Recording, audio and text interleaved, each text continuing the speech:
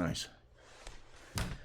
Live from the mainstream cannabis media empire, I'm Travis Lippert, CEO of Verks Unlimited Limited, better known as Verks. I'm Michael Miller, Marketing Director for PanaceaLife.com, CBD manufacturer in beautiful Golden, Colorado. I was hoping you were going to get Golden right. Yeah, I did. That's 2 weeks in a row. Not bad. Today we have an awesome guest. It's Greg Richter from Revolution Micro, bridge builder, beekeeper, jet builder, engineer, genius, and maker of things. And it's I have a bunch of in addition to lighting questions where we're going to get the absolute rundown on everything to do with lighting, but I have physics questions and hydrodynamics questions and all sorts of things. You just got Greg excited. Yeah.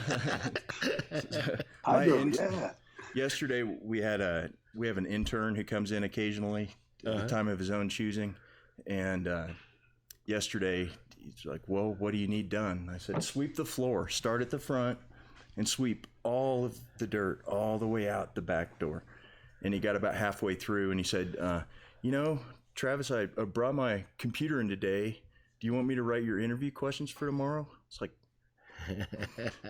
just sweep the floor. We don't even write them. Sweep the floor. Sweep the floor. Yeah. So last time we were talking, I was recalling Richard Fineman. It's one of my favorite little bits that he's ever done. So I wanted to play that real quick just to see if this works. I don't even know. Surely there was a new theory of light, which is that it was an electromagnetic wave. Do you approve or and disapprove? Maxwell's great synthesis in 1873. Oh, are you kidding? I probably have a bus in my office magnetism, that and they light. made. Oh, nice. Light is just one aspect of the electromagnetic wave, which can have different kinds of wavelengths from that point of view. And have different wavelengths. If the wavelength is very short, between about I think it is 100 millionths of a meter. Got dead air. No. 400 millionths of a centimeter. There it is. 700 millionths of a centimeter. Then you see it Well, directly. Dr. Fineman keeps moving away from the mic. But if it gets longer, the wave is, well, this long end is red, and then the other end is blue. And if it gets more longer than the red, we call it infrared. The rays are there, but the eye doesn't see the pit viper has an eye that sees the infrared. And if you go in the other direction to the beyond the violet, then we can't see it again, but the bee has an eye that sees the ultraviolet.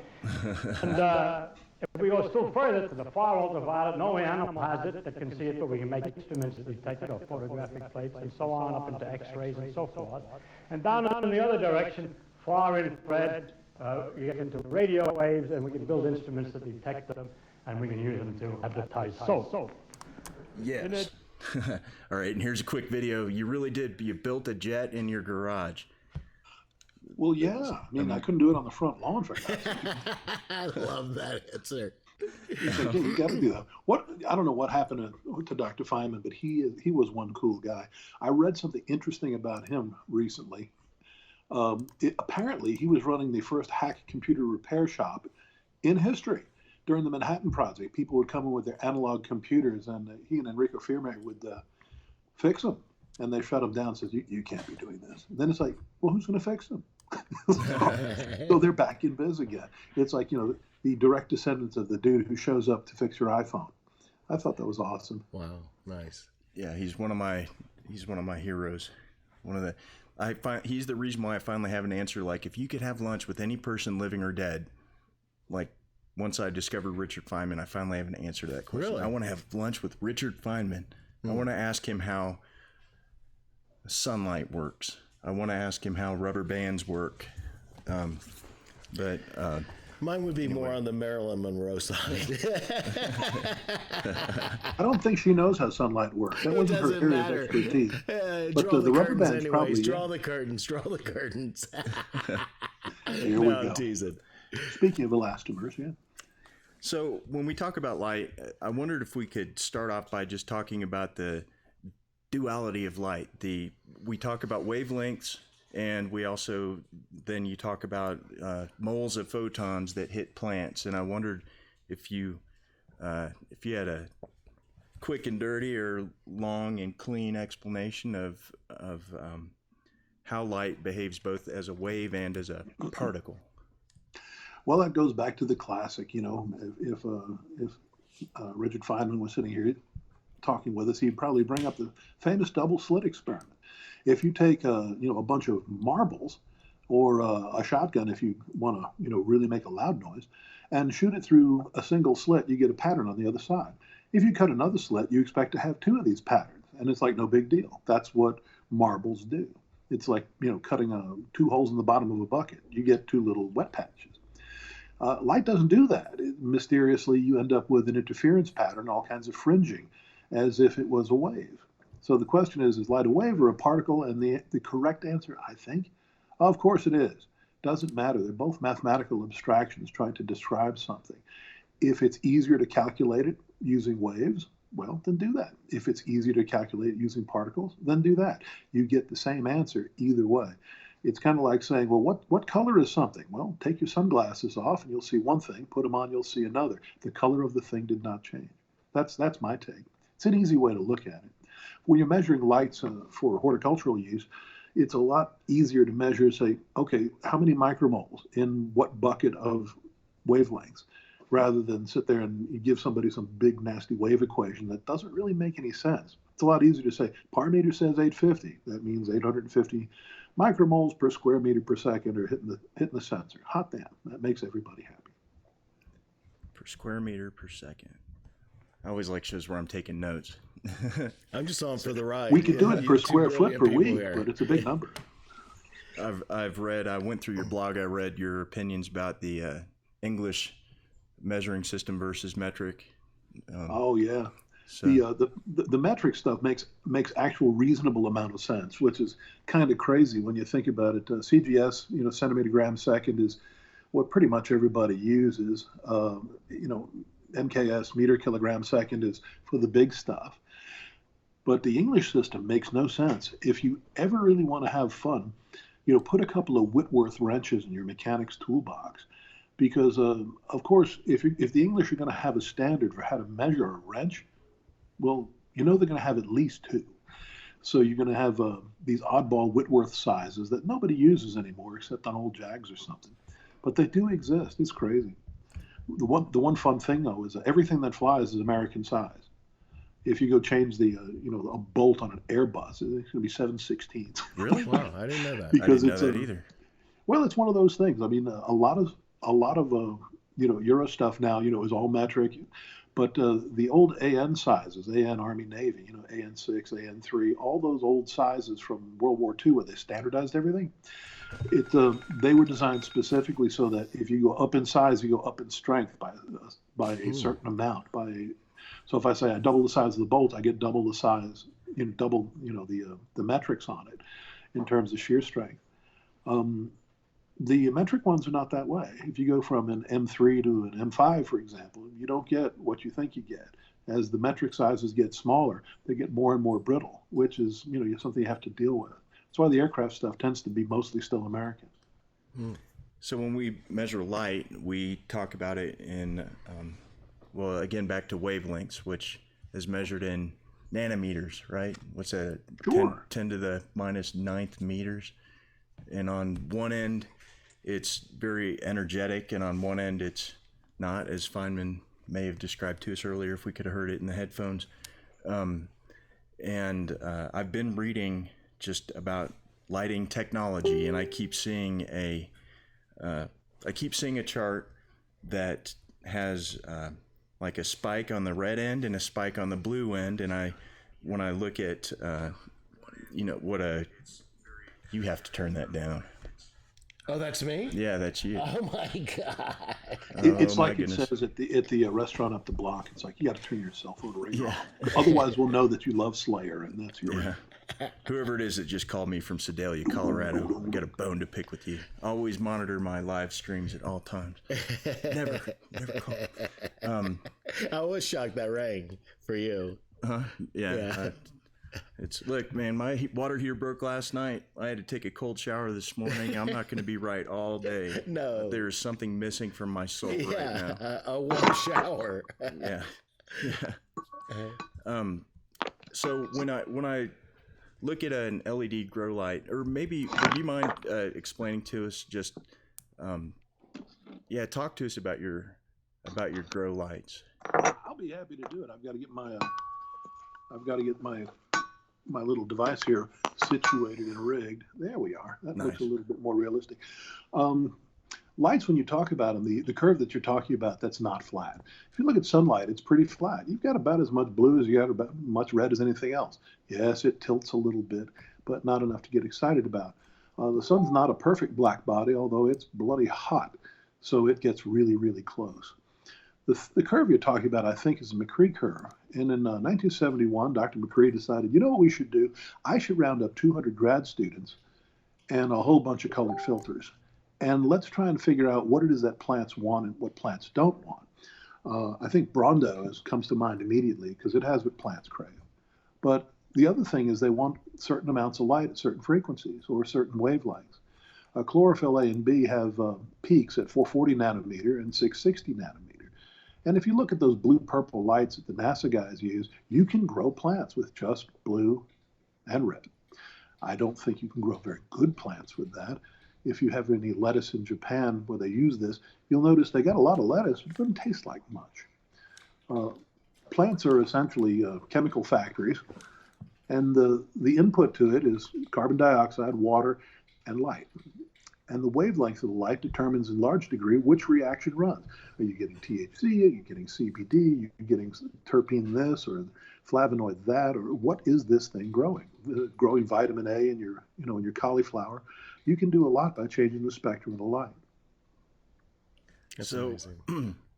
I've read that, and you've told me that it's a mistake, though, to grow just with these two little frequencies trying to in eliminating the green, because plants look green because they reflect a lot of this green light. And so a lot of people, I think, believe that they don't use any green light.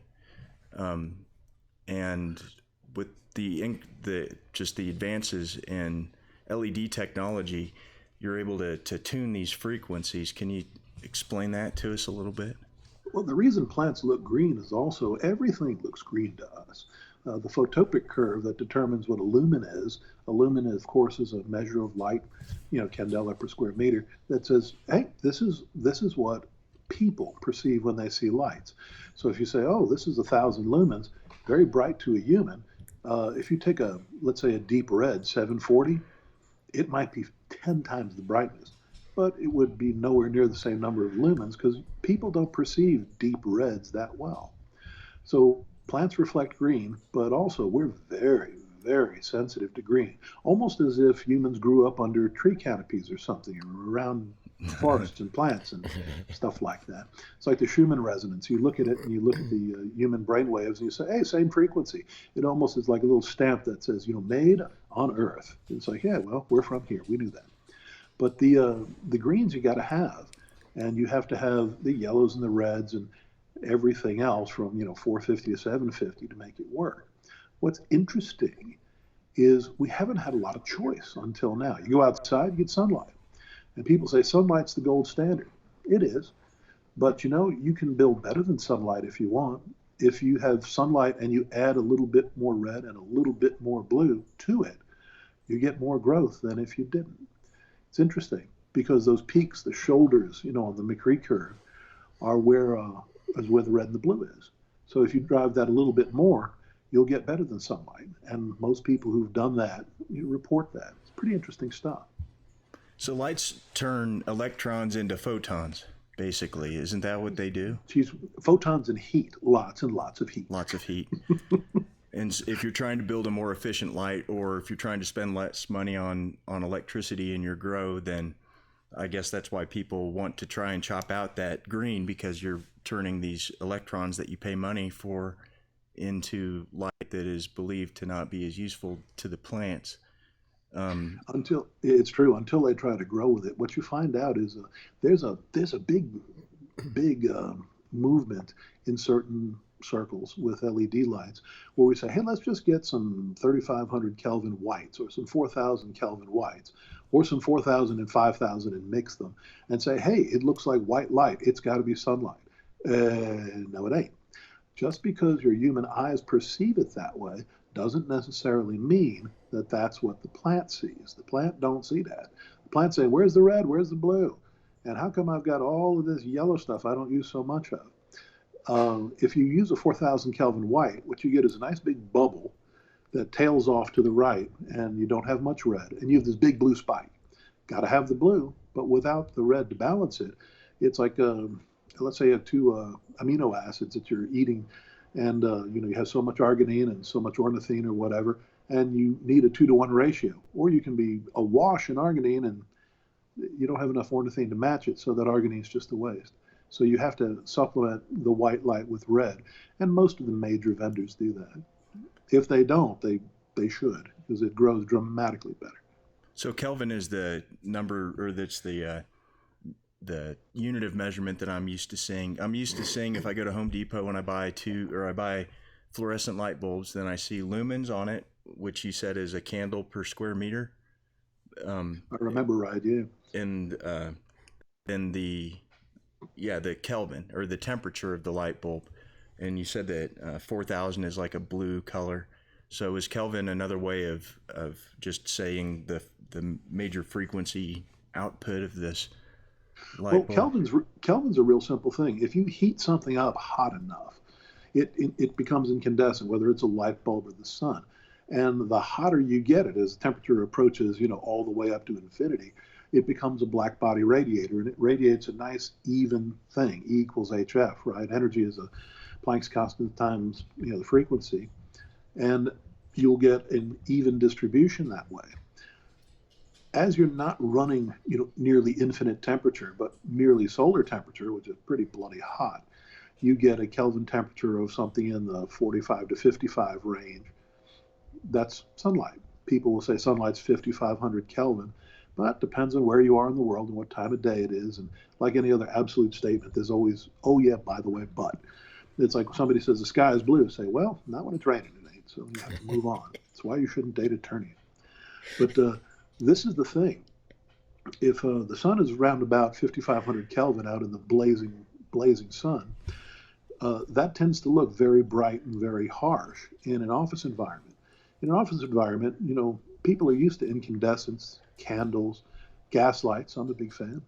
And it makes things look better. Humans look better and are more comfortable under redder lights, which is why, no one has ever said, oh, you look wonderful by 5,500 Kelvin fluorescent.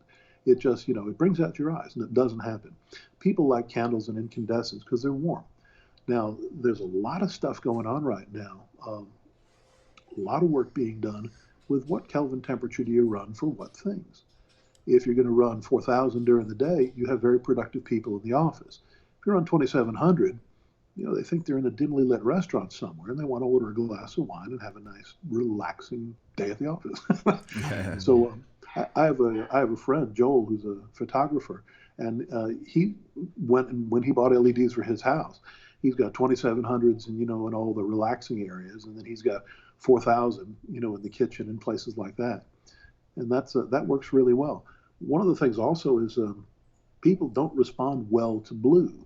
440 nano blue, there are 3 cone receptors in the human eye, and one of them is down in that 440 nanometer blue range.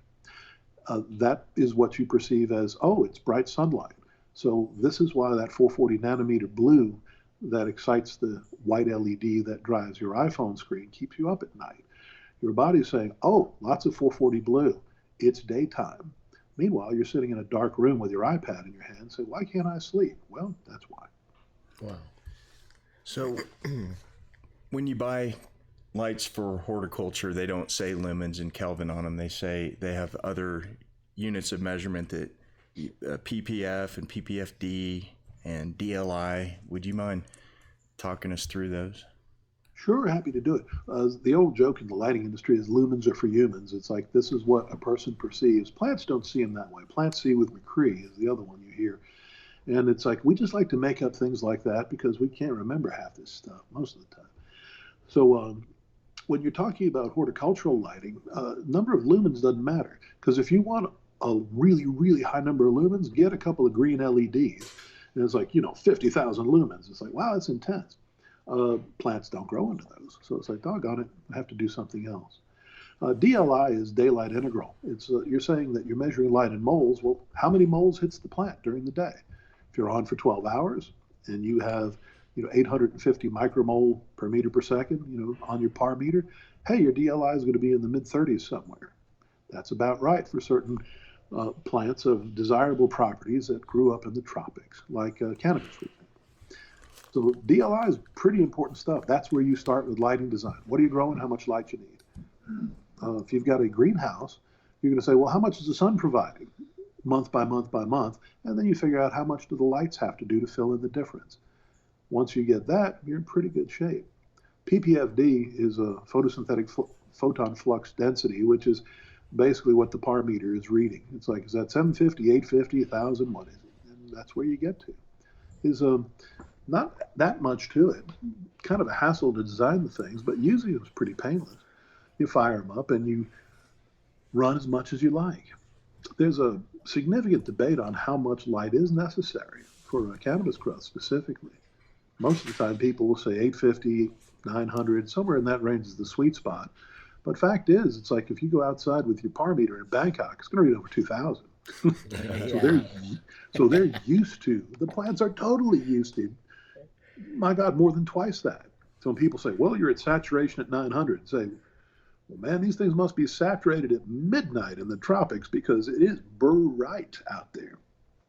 So a lot of the designers, I notice a lot of the Dutch designers tend to really go higher. They go 1,000, 1,100, 1,200, really bright. I know one guy went to 1,500. I'm like, man, you can't hardly stand in that room.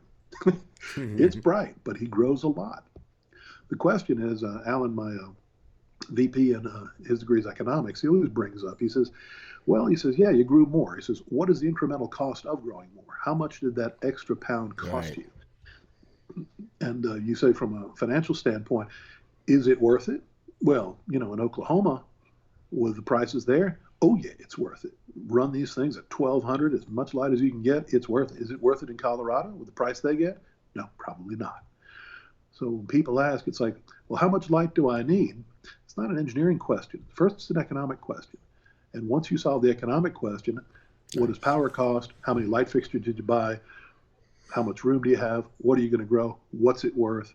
Then you can figure out where do those two curves cross and where is the place that makes you the most money. Sometimes you're better off to have, 100 pounds of tomatoes, at $4 a pound than 120 pounds of tomatoes at $7.50. Right. Sure. Yeah, absolutely. So when you build your lights, do they have a bunch of different types of LEDs in there? Like I have an LED light strip that I, can use a remote control and change the color on it. Are these multicolored LEDs that you're using, or can you talk to us about just the efficiencies of converting these electrons into photons with LEDs? LEDs are not that efficient, really, when you think about it. It depends on what you're going to compare them to. If you're going to compare an LED to, let's say, a filament lamp, these things, it would spawn its own conspiracy theory. This must be alien technology. It's so impressive. This 100-watt light bulb can be replaced by this 10-watt LED. Wow. It's just a mind blower. It's not so much, the LED is fantastic. It's that filament lamps really suck. I mean, awful. Like, I'm impressed that you got the thing to come on. Nice work, Tom. But for God's sakes, you're beating a candle in a gas light by 15, 20% or something. You're not killing it here. When you compare an LED, a well-designed one, to an HPS fixture, high-pressure sodium, you beat it, but you only beat it by about 15%, maybe 20% if you're really pushing for efficiency. A lot of LED makers will tell you, oh, I can cut your power bill in half. Of course you can. It'll also grow half as much produce. Yeah. Because the thing you have to look at is you say, how many micromoles do I get per light? And how many dollars does it cost me per micromole? With my Avisi light, for example, you're paying about 43 cents a micromole to hang that light. A lot of them, most of the LEDs are $1.25, $1.50, 2.5, 3 times the cost per micromole. You say, wait a second. Most LEDs, you go out there and look at them, they're $1,500. We're at $900 for 2,300 micromole. So we're brighter than a DE and 30% less than most everything else. The way we do it, as you asked before, is we have three colors. We've got the 4,000 Kelvin white. You have the blue and the red to supplement, to balance. So if you're slick, which is what I tried to do with these, you build these so that you can adjust the channels individually. That way, if you say, I want white light, click, click, click, there you go. There's just 4,000. You happy? Didn't think so. Add some red, click, click, click. And if somebody says I'm growing with brand A, I'd say, well, I can emulate the spectrum of brand A pretty much exactly just by touching the controller. If you say, I want it to be a little redder during flower, you do that. If you want it to be a little, let's say 10,000 Kelvin crackling blue-white during finish, which a lot of people like. In the old days, they put finishing bulbs in. You can say, all right, run the blue up, drop the red, and you've got that. It's a pretty slick way to go. Most cannabis facilities, they move plants from room to room to room because they have different kinds of lights. This way you can get a third more out of the facility by saying, no, you start from clone and you grow to flower in one room. You can have plants in different stages of growth next to each other because LEDs are very tight in terms of their pattern when you compare them to like HPS or Halide. So you can go from clone to harvest in one room, which is pretty slick. That is. Just instead of changing the room, just push the button and change the light. Yeah, that makes a lot of sense. It sure does. Yeah, it works pretty slick way. $900 for a light is really cheap. How do you keep your prices down so low? Well, I design the stuff. That helps. And you manufacture it. And we build it, and we distribute it, and we sell it, and we service it. It's like when you're dealing with us, it's got like dealing, at a very much smaller scale. Clearly, like with Tesla, it's like, well, how do they make that electric car for 35 grand that GM can't do for 100? It's like, well, they build the batteries, they design the stuff, they build them, you buy them from them, and they do the service and warranty and support on it. It's a good way to do it.